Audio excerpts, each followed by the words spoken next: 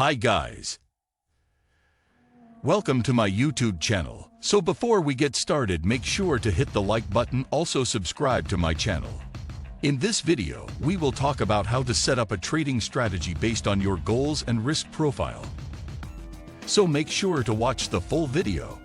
There is an old expression in business that if you fail to plan, you plan to fail. It may sound glib, but people that are serious about being successful, including traders, should follow those words as if they are written in stone. Ask any trader who makes money on a consistent basis, and they will probably tell you that you have two choices. 1. Methodically follow a written plan, or 2. Fail. If you already have a written trading or investment plan, congratulations, you are in the minority. It takes time, effort, and research to develop an approach or methodology that works in financial markets. While there are never any guarantees of success, you have eliminated one major roadblock by creating a detailed trading plan. Are you ready to trade? Have you tested your system by paper trading it? And do you have confidence that it will work in a live trading environment? Can you follow your signals without hesitation? Trading the markets is a battle of give and take. The real pros are prepared and take profits from the rest of the crowd who, lacking a plan, generally give money away after costly mistakes. 2. Mental preparation. How do you feel? Did you get enough sleep? Do you feel up to the challenge ahead? If you are not emotionally and psychologically ready to do battle in the market, take the day off. Otherwise, you risk losing your shirt. This is almost guaranteed to happen if you are angry, preoccupied, or otherwise distracted from the task at hand. Many traders have a market mantra they repeat before the day begins to get them ready. Create one that puts you in the trading zone. Additionally, your trading area should be free of distractions. Remember, this is a business and distractions can be costly. 3. Set risk level. How much of your portfolio should you risk on one trade? This will depend on your trading style and tolerance for risk. The amount of risk can vary, but should probably range from around 1% to 5% of your portfolio on a given trading day. That means if you lose that amount at any point in the day, you get out of the market and stay out. It's better to take a break and then fight another day if things aren't going your way. 4. Set goals. Before you enter a trade, set realistic profit targets and risk/reward ratios. What is the minimum risk/reward you will accept? Many traders will not take a trade unless the potential profit is at least 3 times greater than the risk. For example, if your stop loss is $1 per share, your goal should be a $3 per share in profit. Set weekly, monthly, and annual profit goals in dollars or as a percentage of your portfolio, and reassess them regularly. 5. Do your homework.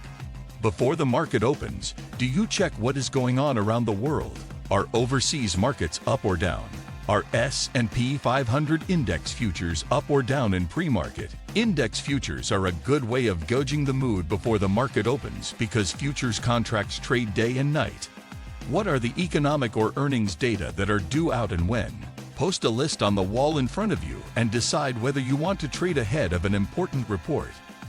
For most traders, it is better to wait until the report is released rather than taking unnecessary risks associated with trading during the volatile reactions to reports. Pros trade based on probabilities. They don't gamble. Trading ahead of an important report is often a gamble because it is impossible to know how markets will react.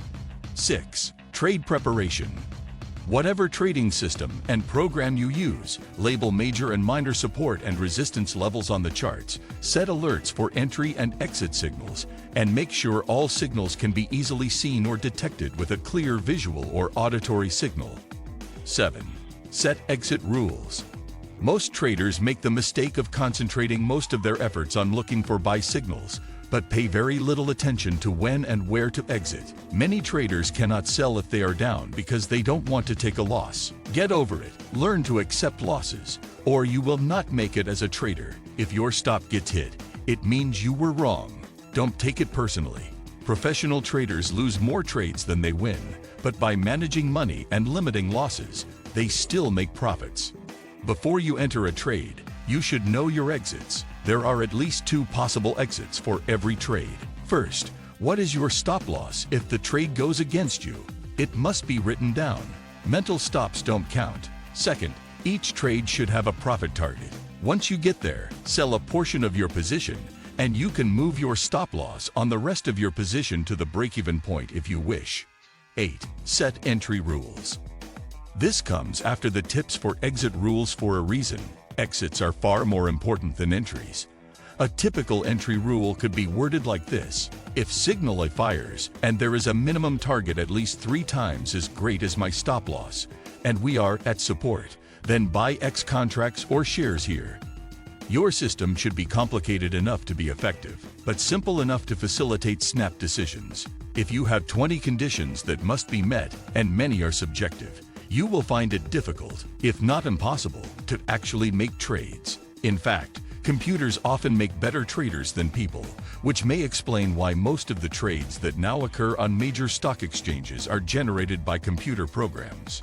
Computers don't have to think or feel good to make a trade. If conditions are met, they enter. When the trade goes the wrong way or hits a profit target, they exit.